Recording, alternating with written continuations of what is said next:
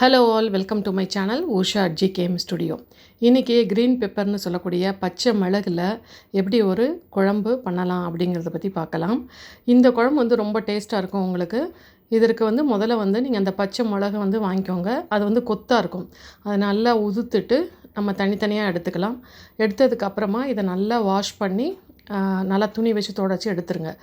இப்போ இந்த குழம்பு செய்வதற்கு தேவையான பொருட்கள் பார்க்கலாம். பச்சை மிளகு, நல்லெண்ணெய் 1 டேபிள் ஸ்பூன், சாம்பார் பொடி 3 டீஸ்பூன், உப்பு தேவையான அளவு, வெந்தயம் 1 டீஸ்பூன், கடவுளுந்தம்பருப்பு 1 டீஸ்பூன், அதுக்கப்புறமா பார்த்திங்கன்னா புளி 1 எலுமிச்சை அளவு, கொஞ்சம் வெல்லம். ஸோ இதை நம்ம இப்போ எடுத்துக்கலாம். ஒரு கடாயில் நல்லெண்ணெய் ஊற்றி நல்லெண்ணெய் காஞ்சதுக்கு அப்புறமா நம்ம கடுகு உளுந்தம்பருப்பு போட்டு தாளிச்சிக்கலாம். அந்த கடுகு உளுந்தம்பருப்பு நல்லா பொரிஞ்சு வந்ததுக்கு அப்புறமா நம்ம என்ன பண்ண போகிறோம் அப்படின்னா கொஞ்சமாக வெந்தயத்தை ஆட் பண்ண போகிறோம். வெந்தயம் நல்லா உங்களுக்கு வெடித்து வந்ததும் ரொம்ப கருக விடக்கூடாது. நம்ம தேவையான அளவு பெருங்காயத்தூளை இதிலேருந்து ஆட் பண்ணிக்கலாம். அதுக்கப்புறம் இந்த பச்சை மிளகு அதில் போட்டுட்டு நல்லா கொஞ்சம் வறுபடணும். அந்த பச்சை மிளகு அது கொஞ்சம் நல்லா வறுபட்டதுக்கு அப்புறமா நம்ம என்ன செய்யலாம் அப்படின்னா தேவையான அளவு புளி கரைசலை அதில் நம்ம ஊற்றிக்கலாம். ஒரு எலுமிச்சை சைஸ் புளி எடுத்துக்கிட்டால் போதும். அதை நல்லா கரைச்சிட்டு அந்த தண்ணியை நம்ம இதில் ஆட் பண்ணிக்கலாம். இப்போ பாருங்கள், புளி கரைசல் நான் ஆட் பண்ண போகிறேன். இந்த புளி கரைசல் நல்லா கொதிக்கணும்.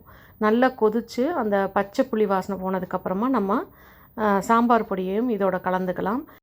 இந்த சாம்பார் பொடியில் நான் மஞ்சக்கிழங்கு சேர்த்து அரைச்சனால தனியாக மஞ்சத்தூள் ஆட் பண்ணலை. இப்போ நீங்கள் அப்படி இல்லாத பட்சத்தில் உங்களுக்கு கொஞ்சம் விருப்பப்பட்டீங்கன்னா மஞ்சத்தூள் ஆட் பண்ணிக்கலாம். ஏன்னா அது நல்ல கலர் கொடுக்கும். ஸோ இந்த சாம்பார் பொடி ஆட் பண்ணதுக்கப்புறமா இது நல்லா கொதிக்கணும்.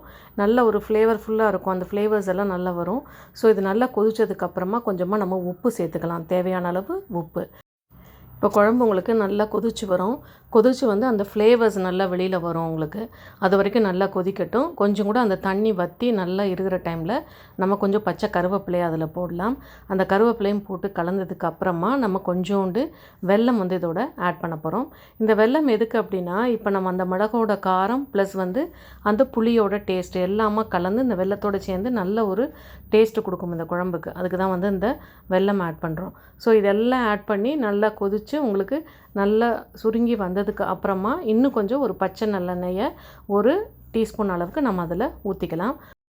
அவ்வளோதாங்க, நல்ல காரசாரமான மணமான பச்சை மிளகு குழம்பு ரெடி ஆகிடுச்சு. இந்த குழம்பு பார்த்தீங்க அப்படின்னா அரிசி உப்புமாவோட நல்ல காம்பினேஷன். அதே மாதிரி தயிர் சாதத்துக்கு தொட்டுட்டு சாப்பிட்றதுக்குமே ரொம்ப நல்லா டேஸ்ட்டாக இருக்கும். இந்த ஷார்ட்ஸ் பிடிச்சிருந்தோன்னா உங்கள் ஃப்ரெண்ட்ஸ் அண்ட் ஃபேமிலியோட ஷேர் பண்ணிக்கோங்க. என்னுடைய சேனலை சப்ஸ்கிரைப் பண்ணிக்கோங்க. தேங்க்ஸ் ஃபார் வாட்சிங்.